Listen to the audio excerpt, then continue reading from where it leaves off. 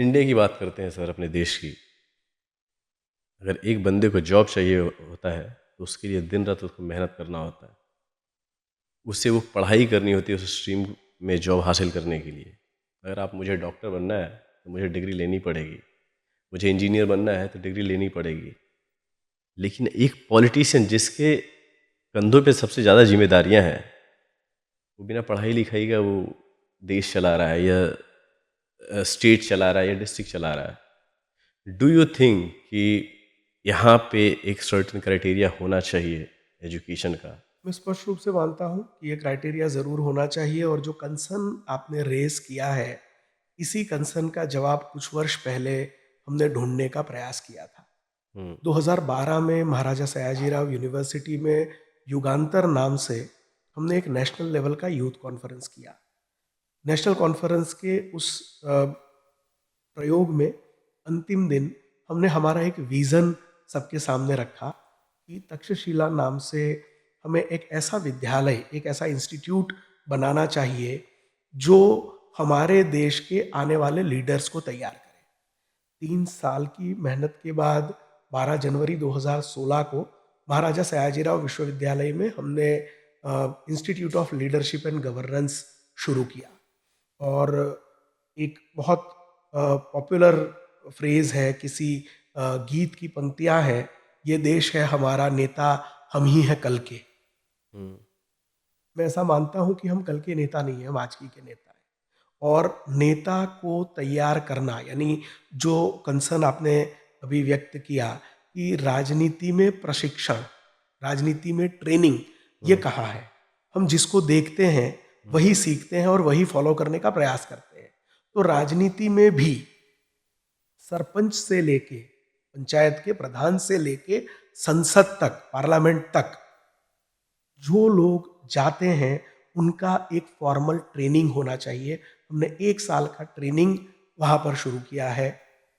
9वीं batch आज भी वहाँ पर चल रही है, और देश में ऐसे बहुत सारे प्रयोग हो रहे हैं।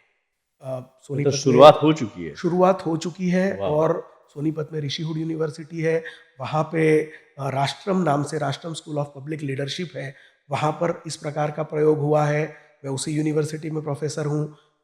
जिस इंडिया फाउंडेशन में मैं विजिटिंग फेलो हूँ, वो इंडिया फाउंडेशन ने एक Andhra Pradesh based innovation university है, बेस्ट आईयू के साथ मिलके एक school of global leadership SOGL, उसको प्लान किया है। 16 दिसंबर को भारत के शिक्षा मंत्री उसको लॉन्च करने जा रहे हैं। तो इस दिशा में प्रयास हो रहे हैं, पर वो प्रयास बहुत कम है। कंसर्न जो आपका था, ट्रेनिंग, हमने उसका जवाब ढूंढने का प्रयास किया है। राजनीति में जो है उनको उसका जवाब ढूंढने का प्रयास करना चाहिए।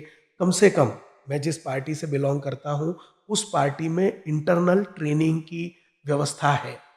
वो इंटरनल ट्रेनिंग आइडियोलॉजी के लिए होती होगी, पर एडमिनिस्ट्रेशन के लिए भी प्रॉपर ट्रेनिंग हो। और हर एक प्रकार, यानी मैं किसी आइडियोलॉजी में बिलोंग करता हूं, उसकी ट्रेनिंग मुझे मिले, वो तो जरूरी है ही। पर हम्म। जिस आइडियोलॉजी में मेरा विश्वास नहीं है, वो आइडियोलॉजी क्यों गलत है, वो समझने के लिए भी मुझे वो आइडियोलॉजी को पढ़ना चाहिए।